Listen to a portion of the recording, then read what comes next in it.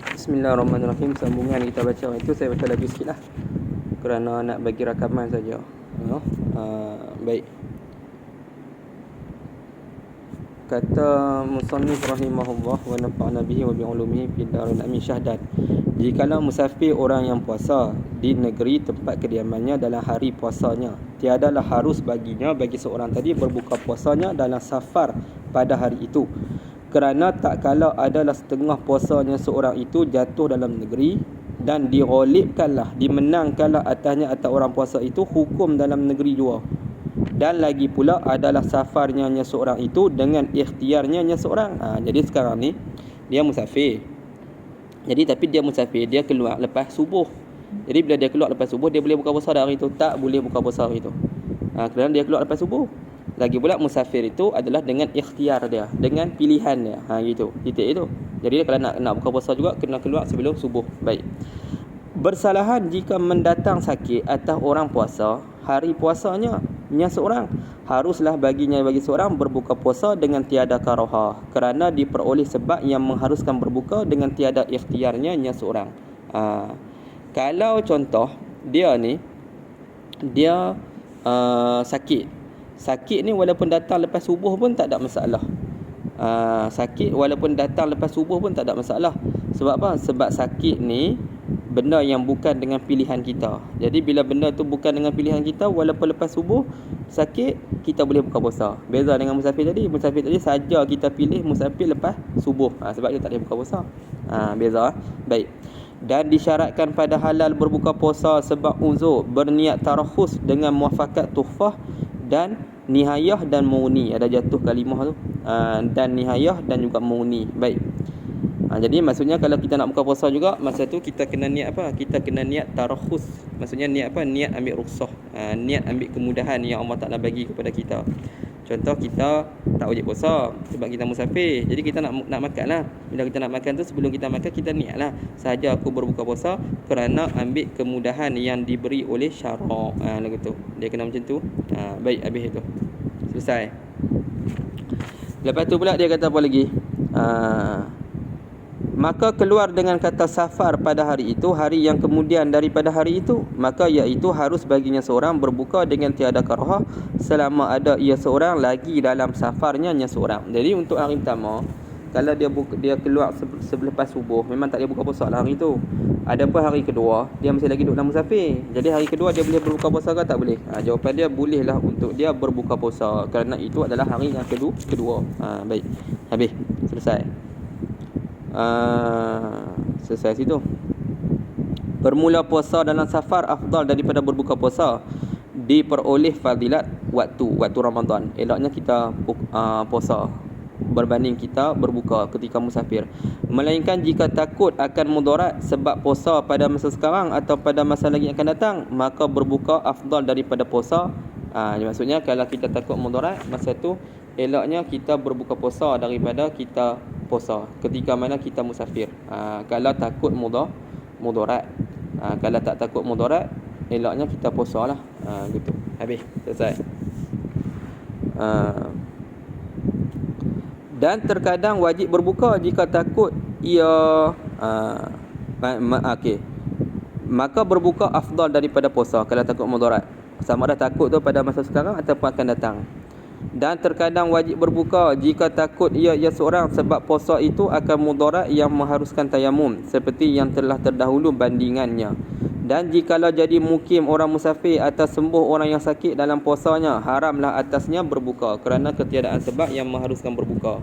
Apabila berbuka orang musafir atau yang sakit, wajiblah atas keduanya, orang yang berbuka sebab sakit atau musafir itu qada. Okey, sekarang ni contoh, buat misal dia ni dia apa? Dia kita kata contoh dia berbuka sebab apa? Sebab dia musafir, dia tak buka puasa. Tiba-tiba dia hilang daripada status musafir, dia bermukim dah. Maka waktu yang berbaki tu boleh tak dia makan? Tak boleh makan. Tak boleh makan waktu tu. Kerana apa? Kerana dia sudah habis status musafir. Dia sakit, kalau ikut boleh buka puasa, tapi dia tak buka. Lepas tu dia lega daripada sakit. Pukul 6 dia nak makan. Hukum dia boleh makan tak boleh makan? Tak boleh makan lah. Sebab apa tak boleh makan? Sebab tadi memang hang tak buka daripada awal. Sebab tu tak boleh makan. Okey, habis. Dan demikian lagi wajib qada atas yang haid dan yang nifas, dan atas berbuka puasa dengan tiada uzur, dan yang tiada berniat pada malam dengan sengaja atau dengan lupa. Wajib qada lah yang ni. Orang haid, orang nifas, lupa niat waktu malam, lupa pun kena qada. Dan wajib mengqada puasa yang luput sebab pitam dan riddah. Pitam ni kalau dia pitam sepanjang hari, puasa dia batal, nanti kena qada. Murtad pun sama. Kerana bahawasanya pitam itu satu bagai daripada sakit bersalahan dengan semayang. Maka kalau semayang lain cerita. Semayang kalau dia pitam sepanjang hari, mangkit-mangkit daripada pitam itu, dia kena qada tak semayang dia? Tak kena. Maka tiada wajib mengqada yang luput daripadanya daripada semayang sebab pitam, kerana masyaqqah berulang-ulang padanya pada semayang. Sebab semayang ni kalau kita nak kena qada jenuh sebab satu semayang satu hari dah lima kali. Jadi bila satu hari dah 5 kali, maka menyebabkan jadi masalah lah. Jadi kalau kata semayang, kalau pitam sepanjang hari tanpa dengan sengaja, tak perlu qada. Tapi kalau puasa, pitam sepanjang hari, puasa tak sah, nanti kena qada. Gitu. Habis. Maka tiada wajib atasnya mengqada puasanya yang luput. Tu baca dah. Tu saya langkau. Maka tiada wajib mengqada yang luput daripadanya daripada semayang sebab pitam, kerana masyaqqah berulang-ulang padanya. Dan apabila Islam yang kafir asli, maka tiada wajib atasnya, atas kafir asli tadi, mengqada puasa yang luput di dalam masa kufurnya, kufur kafir asli dengan ijma', supaya menggemar akan dia akan kafir asli pada Islam. Adapun kalau kata dia tinggal puasa, dia kafir asli, dia masuk Islam, dia tak perlu qada puasa, tak ada masalah. Masuk Islam puasa jelah. Hak lama-lama masa kafir tu tak payah.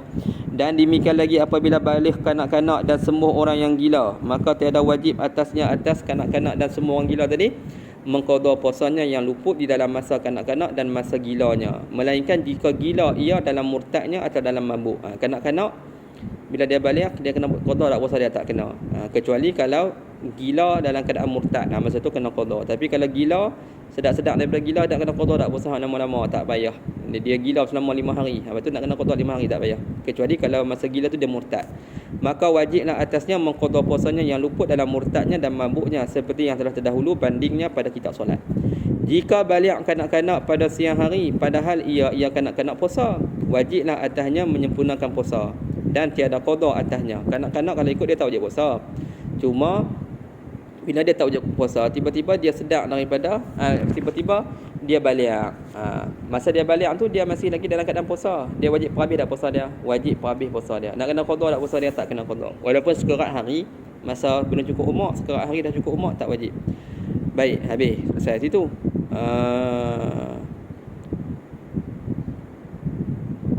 Baik, tiada wajib dan tiada qada atasnya. Dan jikalau balik kanak-kanak pada siang hari, padahal tiada ia kanak-kanak puasa, atau sembuh orang gila atau Islam yang kafir pada siang hari, tiada wajib atas mereka itu qada, kerana tiada dapat masa yang meluluskan puasa tunai atasnya, atas had tadi itulah, kanak-kanak apa semua tu. Contoh macam ni, dia masa dia kanak-kanak, dia tak puasa, lepas tu hari tu juga dia balik. Maka puasa hari tu nak kena qada ke tak kena qada? Tak kena qada. Dia masuk Islam pukul 3 petang. Maka kalau ikut puasa hari tu nak kena qada ke tak kena qada? Tak kena qada. Esok kena puasa lah, untuk hari tu tak kena qada. Tak ada masalah. Dan tiada wajib atas mereka itu kanak-kanak orang kafir masuk Islam tu, imsak pada yang tinggal daripada hari itu. Tak wajib imsak. Tetapi sunat imsak bagi mereka itu dan bagi perempuan yang suci haidnya pada siang hari, supaya keluar daripada khilaf orang yang mewajibkan dia. Jadi kalau kata orang perempuan ataupun kanak-kanak tadi dia tak puasa, ataupun orang Islam tadi dia tak orang kafir tadi dia masuk Islam. Jadi bila dia masuk Islam, dia masuk Islam ke 3 petang. Jadi sekerat hari puasa, sekerat hari tak puasa. Jadi hak berbaki waktu yang puasa tu, waktu yang berbaki sebelum maghrib tu, eloknya apa? Eloknya janganlah dia makan. Eloknya jangan makan waktu tu. Kalau boleh jangan makanlah waktu tu. Hak berbaki tu kalau eloknya kita imsak, tak sah makan. Gitu. Habis. Selesai situ. Eloknya tak sah makan. Sama juga perempuan haid main pukul 12 tengah hari. Berbaki waktu nak buka puasa ada berapa jam ni kan. Waktu tu kalau boleh tak sah makan. Tapi kalau nak makan pun tak apa, sunat saja. Dan demikian lagi sunat imsak bagi yang sakit dan yang musafir yang hilang safarnya dan sakitnya kemudian daripada berbuka kerana menghormati waktu. Tu. Dia sakit, dia makan ubat. Okey 3 petang lega daripada sakit. Jadi waktu berbaki tu kalau boleh jangan makan lah. Tapi kalau nak makan pun tak apa, tak ada masalah, sunat saja. Dan wajib imsak pada bulan Ramadan atas barang siapa yang berbuka puasa dengan tiada uzur dan yang lupa akan niat pada malam dan yang zon akan malam kemudian maka nyata siangnya dan yang berbuka pada hari Isyak kemudian maka nyatalah keadaan hari itu daripada bulan Ramadan kerana menghormati waktu. Yang ni dia buka puasa dengan tanpa uzur, sengaja tak puasa, wajib imsak. Ataupun dia lupa niat semalam. Hari ni dia lupa niat semalam, dah tak ikut mazhab Syafi'i, tak ikut juga mazhab Maliki, tak ikut juga mazhab Hanafi. Jadi dia memang puasa tak sah itu. Walaupun tak sah tak boleh makan. Sebab apa? Kena hormat bulan puasa. Ataupun dia ingatkan tak subuh lagi, rupanya subuh dah. Dia makan lagi.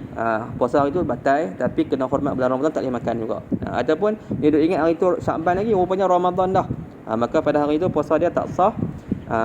Tapi kena tahan diri daripada makan dan minum. Ni wajib, ni bukan sunat. Tadi sunat. Maka diketahui daripada mengkaitkan wajib imsak dengan bulan Ramadan bahawa tiadalah imsak pada yang lain daripada Ramadan seperti puasa nazar dan qada. Kalau puasa nazar, puasa qada tak ada masalah. Tapi berdosalah kita sengaja batalkan puasa qada. Kita puasa qada pukul 11 pagi kita makan. Haram kita batalkan puasa qada tu. Tapi pukul 12 kita makan pula sekali lagi. Hak tu tak berdosa. Sebab tak wajib imsak yang tu. Kerana yang tu puasa qada, dia bukan dalam bulan Ramadan. Tapi kita membatalkan puasa qada tu berdosa. Kita makan kali kedua tu, yang tu tak berdosa. Bermula orang, sebab yang tu dia tak duduk dalam bulan Ramadan. Yang hak tadi tu dia kata apa? Kerana menghormati bulan Ramadan, tu yang berdosa tu. Tu yang kena imsak. Yang ni tak wajib imsak. Tapi berdosa lah kita batalkan puasa qada tu, puasa wajib. Tapi dia tak wajib imsak kerana itu bukan bulan Ramadan. Gitu. Cuma qada Ramadan. Bermula orang yang imsak dalam bulan Ramadan itu tiada ia dalam puasa pada syarak, dan jika diberi pahala ia sebab imsak itu sekalipun, maka jika mengerjakan ia di dalam imsaknya akan barang yang ditegahkan, tiadalah lazim akan dia suatu jua pun lain daripada dosa.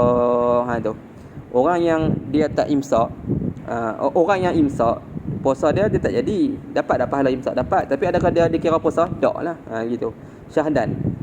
Lepas tu kalau dalam imsak tu dia buat juga perkara-perkara, dia jimat dengan isteri dia ke dalam imsak tu, hukum dia tak berdosa jimat tu. Kan? Tapi hukum dia apa? Hukum dia berdosa. Dosa sebab apa? Sebab tak menghormati bulan Ramadan. Itu saja. Jimat dengan isteri halal lah, benda halal. Syahdan, sunat bagi orang yang buka puasa dengan uzur menyegerakan qada serta berturut-turut supaya keluar lepas zimmahnya, tanggungjawabnya daripada keberatan, yakni keberatan hukum syarak.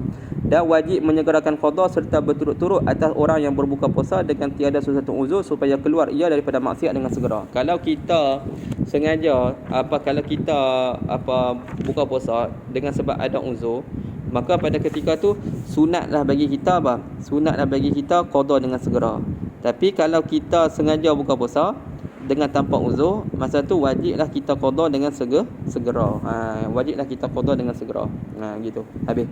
Lagi pula kalau kata qada tu eloknya secara berturut-turut.